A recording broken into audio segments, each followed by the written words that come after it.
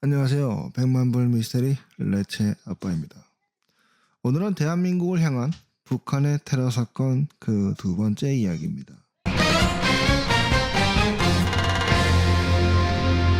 1987년 11월 29일 이라크 바그다드 국제공항에서 출항한 대한항공 보잉 707 여객기가 인도양 상공에서 실종된 칼기 폭파 사건이라고 하면 보통 이 사건을 의미하고 있습니다.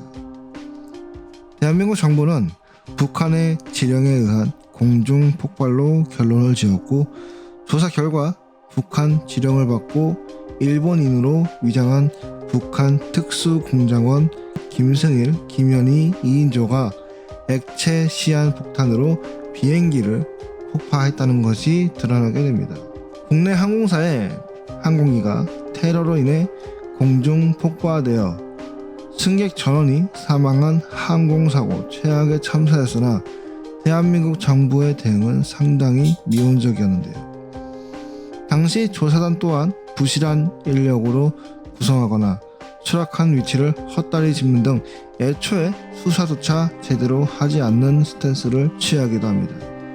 당시 한국은 6월 항쟁의 결과 10월 27일 제9차 헌법 개정 국민투표를 실시하여 대통령 직선제가 도입됨에 따라 사건이 일어난 시점은 전두환 정권의 임기가 종료되고 제13대 대통령 선거 보름 전이었습니다. 이에 안기부 국가안전기획부는 선거 하루 12월 15일 오후 공작범 김현희를 김포공항으로 압송하였고, 이를 언론에 대대적으로 중계하는 등 안보 선전을 하면서 이 당시 김영삼과 김대중의 단일화 무산과 함께 대통령 선거의 패인으로 작용하기도 합니다. 그러나 그들은 이것을 북한의 소행이 아닌 남한의 조작극으로 몰고 가기도 했는데요. 명백한 증거가 나왔음에도 불구하고 이러한 음모론에 당시 똑똑한 사람들은 쉽게 휘둘리지도 선동되지도 않았습니다. 그리고 결국 이한영 등 탈북한 북한의 고위 인사들을 통해서 해당 사건은 북한의 소행이 맞음이 밝혀졌습니다. 그렇다면 이 사건은 어떤 식으로 발생된 것인지 알아보겠습니다. 북한은 1980년대 들어서 서울 88 올림픽을 방해하기 위해 여러 작전을 실행하게 되는데요. 대외적으로는 서울과 평양 공동올림픽을 주장하거나 대한민국의 혼란스럽고 불안한 상황에서 올림픽을 열 수 없다는 논리를 내세우지만, 그들의 있음으로 인해서 대한민국이 불안한 정국이기 때문에 사실 이 이야기는 그들이 할 말은 아니라고 저는 개인적으로 생각을 하고 있는데요. 어쨌든 그들은 음지에서 남의 나라 국가 원수 묘소에 폭탄을 설치하여 정부 관료를 죽이는가 하면 외국의 테러 조직을 포섭하기도 하는 한편 항공기 테러에 대한 계획을 세우게 된 것이죠. 1987년 11월 12일 김승일과 김현희 북한 공작원 2명은 평양을 떠나 소련의 모스크바로 이동했고, 모스크바에서 헝가리 부다페스트로 이동합니다. 이들은 헝가리에서 주재한 다른 북한 요원의 집에서 6일간 머물렀고 11월 18일 차량을 이용하여 오스트리아 빈으로 이동하는데요.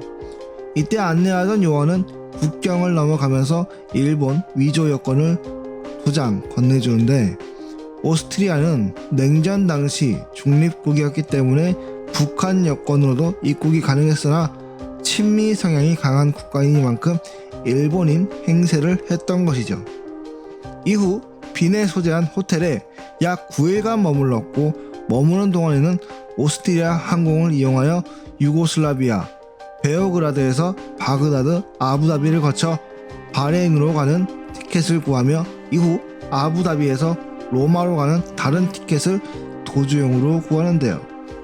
그리고 11월 27일 오스트리아로 온 다른 북한 요원이 이들에게 액체 폭발물과 함께 기폭 장치 등을 건네주었고, 이들은 다음날 바그다드 공항으로 떠났습니다. 11월 28일 두 공작원은 바그다드에서 아부다비로 가는 비행기에 밤 11시 30분경 탑승하게 되는데요. 이후 자신들이 앉아있는 좌석 부근에 폭탄을 설치하고 테러 요원들은 중간 기착지인 아부다비에서 내려 도피 계획을 세우게 됩니다. 그리고 1987년 11월 29일 이라크 바그다드 국제공항에서 이륙한 대한항공의 보잉 707 기종의 KE858편 HL7406이 아부다비 국제공항을 거쳐 김포공항으로 오기 전 마지막 기착지인 방콕 돈무앙 국제공항으로 비행하던 도중 인도양 상공에서 교신이 두절되어 실종되는 사건이 발생하게 된 것이었죠. 처음에는 기체 고장이나 돌풍으로 인한 기계 오작동으로 판단하였으나 이렇게 판단한 이유는 과거 10년 전 김해를 떠나 김포로 착륙하던 도중 유압장치가 고장나 동체 착륙한 전력이 있고 사건 3개월 전에는 제주를 떠나 김포로 향하던 기체가 랜딩기어 앞바퀴가 나오지 않아 동체 착륙을 하는 등 한두 차례 정도 기체 결함이 발생하여 사고 전력을 갖고 있었기 때문에 큰 문제가 아닐 것이라고 생각을 했던 것 같습니다.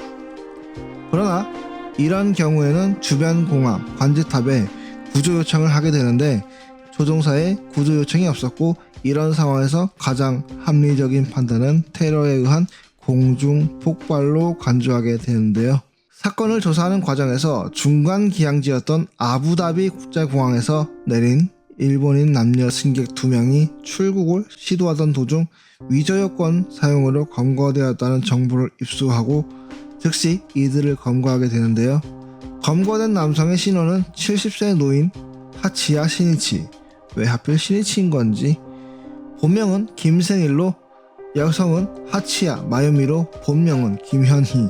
이들은 부녀지간으로 위장을 하고 있었고 검거 후 담뱃갑에 숨겨둔 청산가리 앰플로 자살을 시도했는데 김승일은 자살에 성공하여 사망하였지만 김현희는 앰플을 깨물기는 하였으나 잽싸게 앰플을 빼앗아 자살을 막을 수 있었습니다. 당시 13대 대통령 선거 전날이었고 대한민국에 도착한 김현희는 자살을 방지하기 위해 재갈이 물려졌으며 그 위에 테이프가 붙여진 채 국내의 기관으로 압송하게 되죠.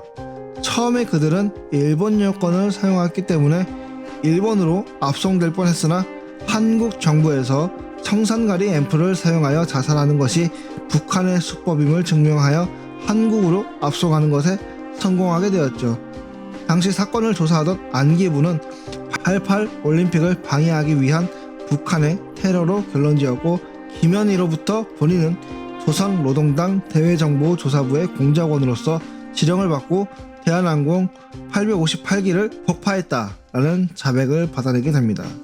이후 헝가리, 오스트리아를 비롯 김현희가 대한항공 858편에 잠입하기 위해 경유한 나라, 그래서 정보를 받은 중앙통신의 베오그라드 지부에서 김현희를 목격한 정보도 확인하면서 북한의 테러였다는 것이 확실해졌죠. 그러나 아직도 어딘가에서는 이것을 남한의 소행이었고 자작극이다 라고 주장하는 이들이 가끔 보입니다.